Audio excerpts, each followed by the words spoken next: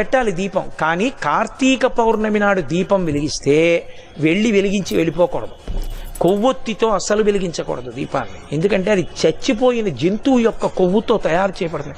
వెంటనే ఆ దీపం అపవిత్రం అవుతుంది. కాబట్టి కొవ్వొత్తులతో వెలిగించకూడదు, అగ్గిపుల్లతో వెలిగించకూడదు.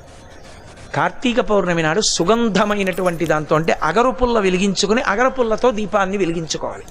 వెలిగించి వదిలేయకూడదు.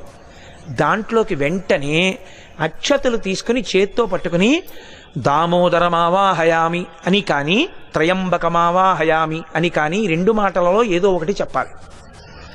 అంటే దామోదరుణ్ణి కానీ త్రయంబకుణ్ణి కానీ దీపం మీదకి ఆహ్వానం చెయ్యాలి.